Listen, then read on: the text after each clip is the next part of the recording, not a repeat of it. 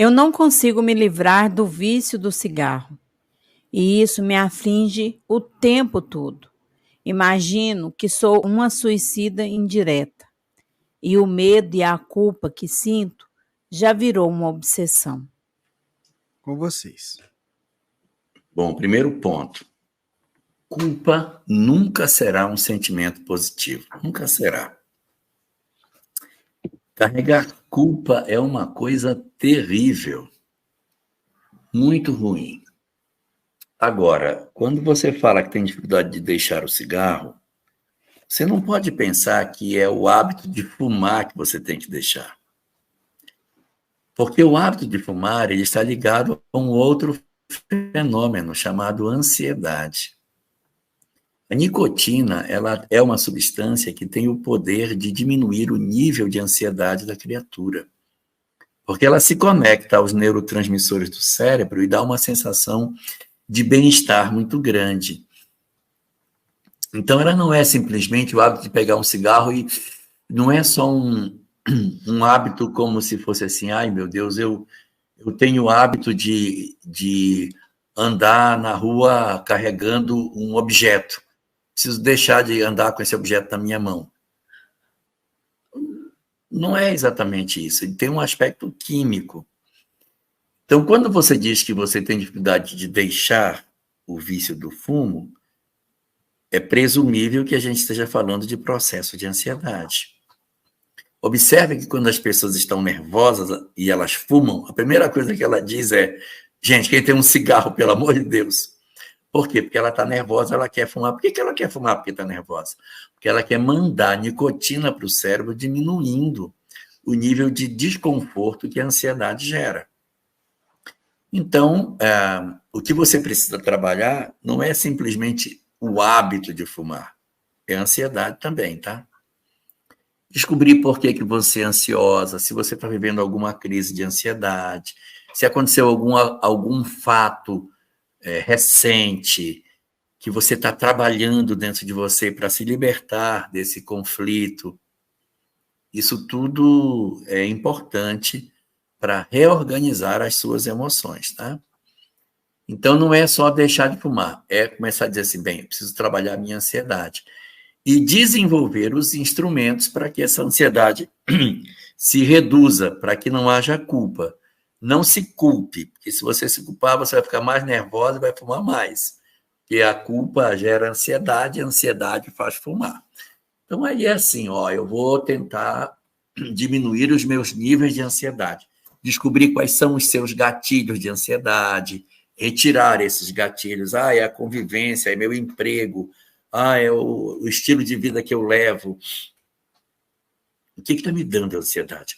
Observar, por exemplo, eu não sei qual é, então observe quais são os momentos que você mais fuma, que você mais tem eu quero um cigarro, preciso de um cigarro, é o meu trabalho, é a minha casa, meu casamento, meus filhos, são meus pais, minha doença. O que é que provoca? O que está acontecendo? Descubra o gatilho da ansiedade. Trabalhe no gatilho da ansiedade para reduzir. Existem algumas pessoas que têm um vício casado. A pessoa diz assim, depois do almoço eu tomo café e fumo cigarro. Então, você tem um gatilho em que uma coisa chama a outra. Aí tem que reprogramar o cérebro a não depender. Nicotina também, então, cafeína também gera uma dependência danada. Então, cafeína, nicotina, é sempre bem complicado da gente se libertar, porque elas têm uma questão química no organismo. Preste atenção na sua vida, identifique seus gatilhos, perceba onde é que eles estão e trabalhe tanto quanto seja possível para reduzir os seus pontos de estresse e vai progressivamente facilitando para você diminuir isso. Bom? O primeiro passo, o primeiro grande passo já foi dado, a vontade de parar. Todo mundo que tiver um vício, vamos deixar de lado a ideia que a gente consegue sozinho, porque não consegue. Nós não estamos falando de coisas simples, nós estamos falando de um vício em que o corpo o corpo está viciado com a nicotina. Ele se acostumou a funcionar com a nicotina caminhando aí, passeando no seu sangue, nas suas correntes sanguíneas aí. Então, é preciso auxílio profissional. É o primeiro. Auxílio psicológico, que o Elahá também colocou, né? O que me fez levar a ter esse apoio, essa bengala, que no caso é o cigarro, para muitos é outra coisa. O que está faltando a mim, que eu precisei complementar, e da feita que eu comecei, o corpo viciou. Agora eu quero parar e não consigo. A ajuda médica, ajuda psicológica, o médico vai fazer o corpo, diminuir paulatinamente a quantidade de nicotina, até limpar. Segunda questão é o auxílio espiritual. Para quê? Para alimentar a nossa vontade de não cair. Porque o auxílio científico e psicológico, ele dá resultado, né? Até limpa tudo, estou bem, tal, vou ver como é que está o pulmão, vou tratar.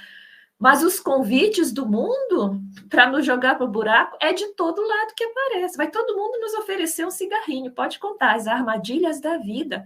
Ou, né, as tentações da vida para saber se a gente venceu. Então, oração constante, evangelho no lar, é pedir mesmo, é se ajoelhar, se quiser se sentir melhor e dizer: me ajuda, que sozinha eu não consigo. Você tem que pedir apoio no plano material e apoio no plano espiritual, segurar nessas duas correntes para seguir em frente. E aí você consegue.